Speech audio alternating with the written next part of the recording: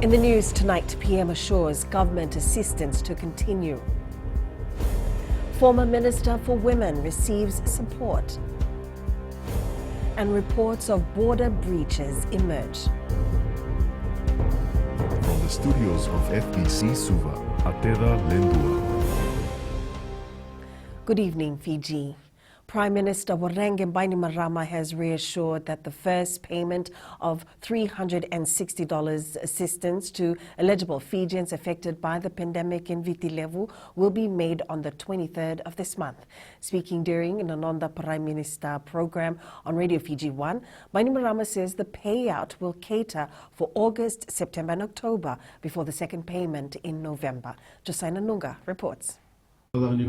Sounding a warning, PM Bainimarama says applicants who cheated the system better think twice the next time they apply, as now all applications received will be thoroughly screened.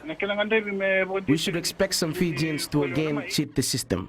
If they are found guilty, immediate action will be taken. We have officers from the Ministry of Economy, Vodafone, Digicel, Communications Department, Ministry of Social Welfare, Ministry of Health, FNPF, FRCS and TELS who are currently vetting and verifying all information from applicants. PM Bainimarama has also stated that the Fijian government has set aside $2.6 million to cater the stall fee for market vendors from the 1st of this month to July 31, 2022. As you have heard, market vendors across Fiji have welcomed the announcement. The initiative will assist about 8,000 market vendors during these trying times. This will assist them to save more and diversify their operations in their respective stores.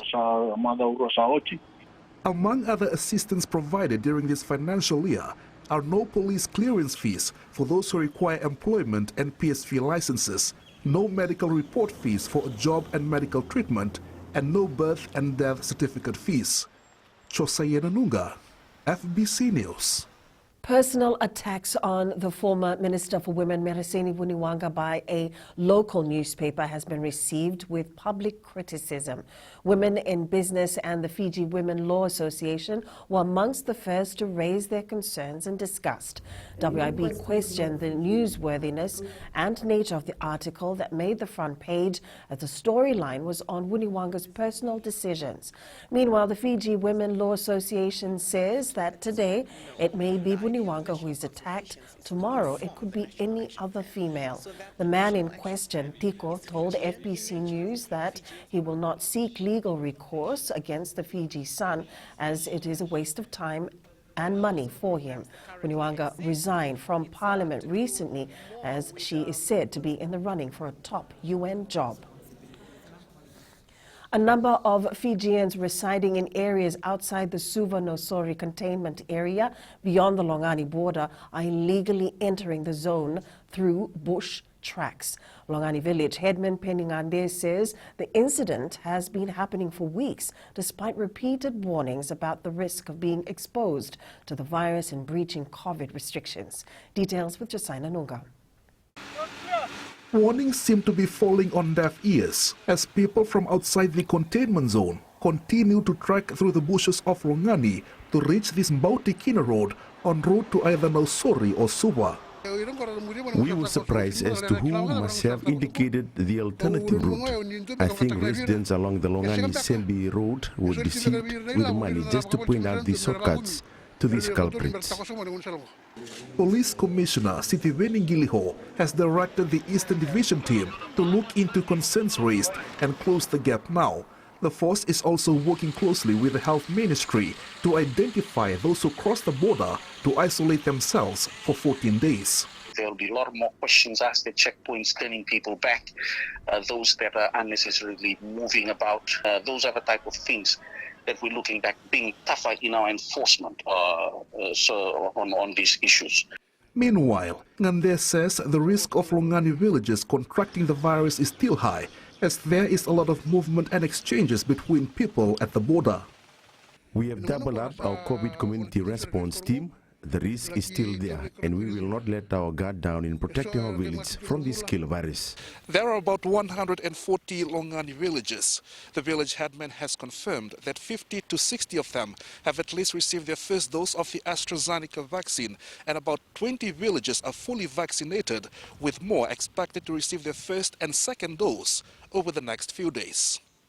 Chosai Nanunga, FBC News.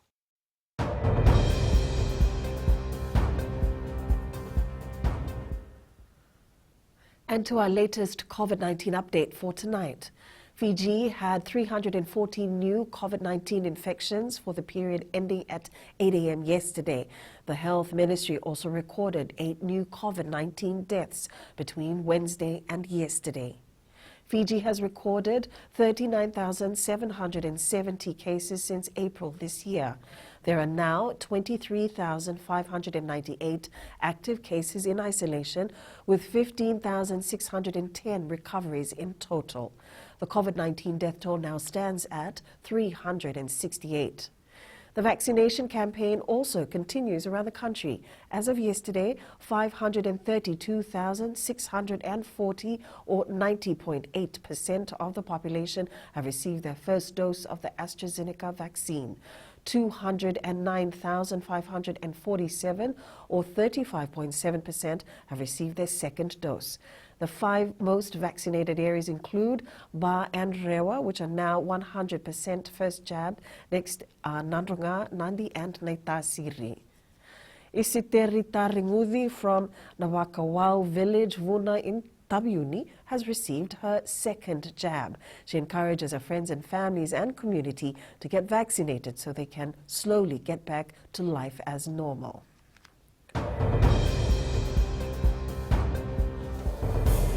Up ahead, police urge Fijians to follow COVID restrictions. And just one song launches career for local musician.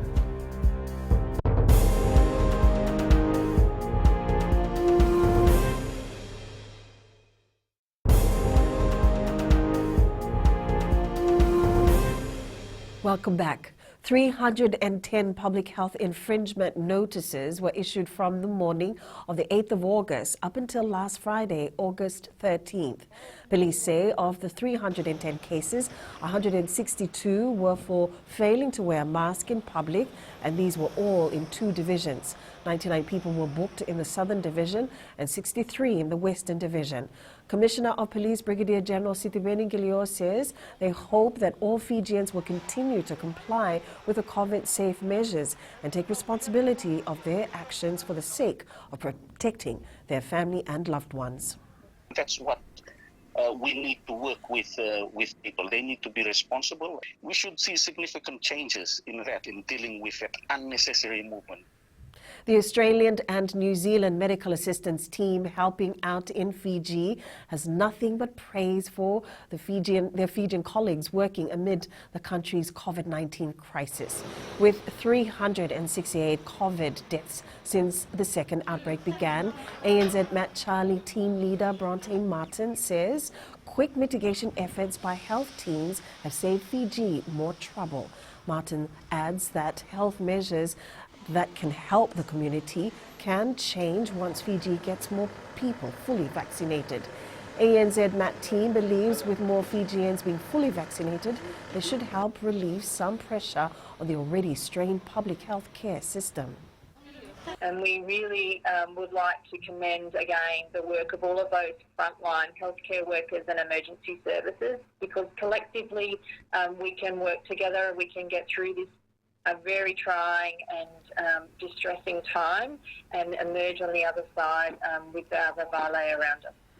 Fijians for Change initiatives, a group of young people, have helped more than 100 families during this second wave of the pandemic. This group of determined youth garner support from families and friends to help the most vulnerable in society. Christiana Luai reports. Families in the Central and Western Divisions have benefited from Good Samaritans who are giving from whatever little they have to share. Managed to raise from June 10th to the last 2 weeks, which is about 2 to 3 weeks ago. We have managed to raise about 6,230 and 55 cents. And as of that, that's from different donors from all over the world. Fijians for Change initiatives understand that their assistance is a lifeline to those struggling during this time. By togetherness, with the little help that we do gives a long way to these families. And as I've said, with the togetherness, we believe that we are building a resilient Fiji where no one suffers alone. Fijians for Change initiatives will continue with their humanitarian assistance efforts to ensure that no Fijian suffers alone. Christiana Uluwai, FBC News.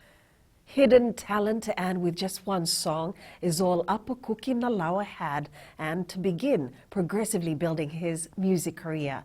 With no actual musicians in his immediate family, Apakuki held steadfast to his faith and taught himself a skill that has now grown into a passion and also supports his family. Lina Reese with tonight's success story.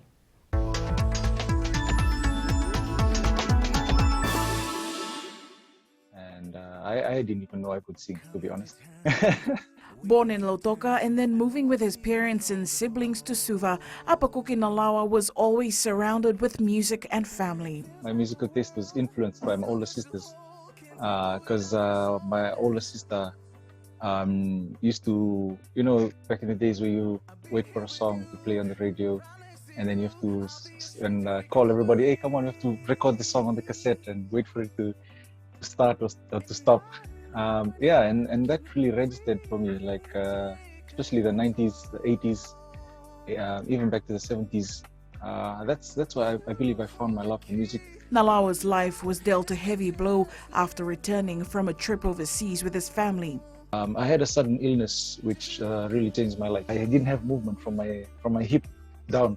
I actually was bedridden for a few months. I actually had to learn how to walk, starting from crawling, and then went on to the wheelchair and crutches. So I didn't really complete high school education. Went as far as halfway through Form 4. So that was a turning point in my life. That's where music actually came back and was a big part of my life, because I resorted to that. After meeting his wife in a worship team at church, Nalawa took a leap of faith with just one song to begin his journey as a full-time musician. I went back to Mango Cafe and I sang Gravity by John Mayer, and she's like, yep, that's it. When can you start? With only one song. So I had to, in that 1 week, I had to learn a whole repertoire of songs, just fresh from church, jumping into a whole new scene. So that's how my musical career started. The father of two is proud that his sons are just as keen to learn music and has encouraged young people to face each challenge thrown their way with a positive mindset. Lina Reese, FBC News.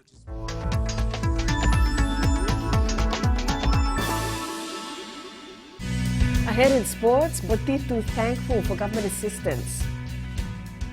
And Team Fiji in Paralympics in high spirits. This and more coming up.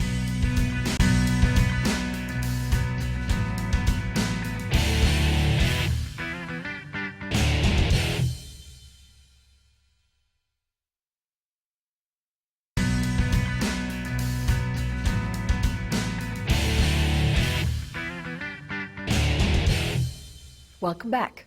Olympian Vilimoni Botitu says he's grateful for the cash bonus being given by the government after the side defended their gold medal during the Tokyo Olympics. Speaking to FBC Sports in Nandi, Botitu also says that he currently has no plans on how he will use the money. Felipe Nacaso has more.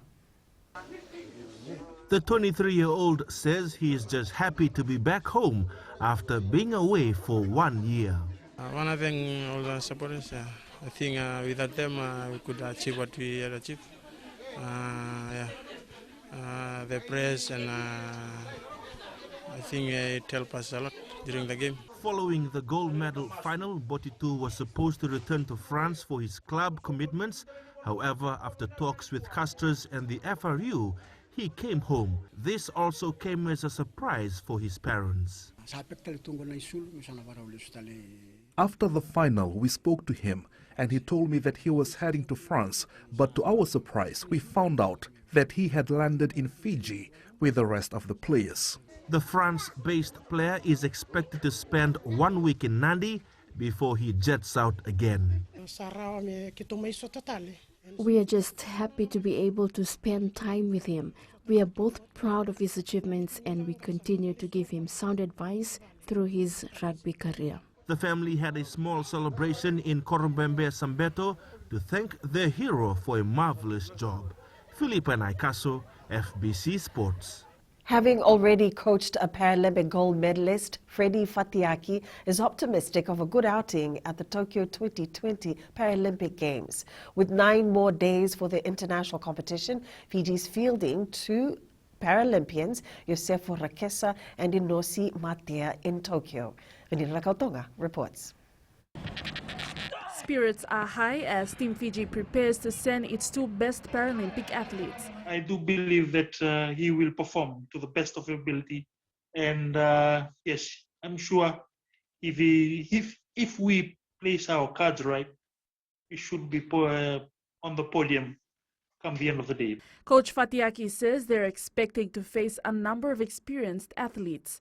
I would say the competitors with his classification are much more mature, are much more older than him. With the experience that they have, that'll be the challenges. 25-year-old Rakesa says he is not threatened by the top athletes he will be competing against. I'm not disheartened that I will be facing some of the world's best. I have faith that I will do much better with the little experience I have. I just believe in myself.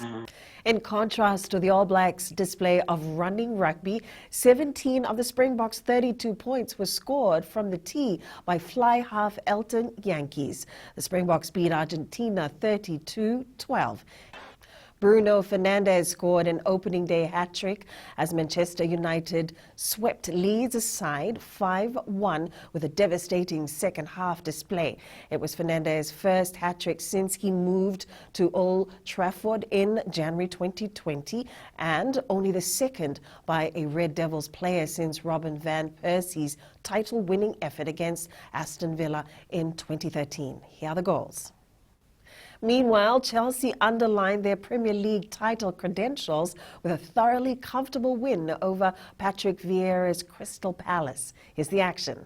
Mohamed Salah scored 1 and provided 2 assists as Liverpool got comfortable with a 3-0 victory at the newly promoted Norwich City. Here are the goals.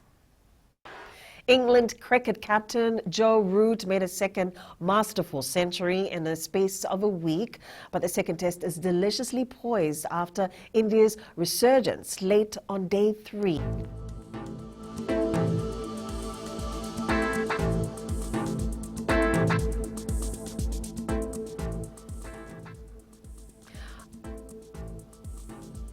A weakening trough of low pressure lies just to the north of Fiji and is gradually moving north away from the group. Meanwhile, a high pressure system to the south of the country continues to direct fresh to strong southeast winds over Fiji. Now to the west, mainly fine weather. Eastwards from Pacific Harbour to Suva, occasional rain was experienced.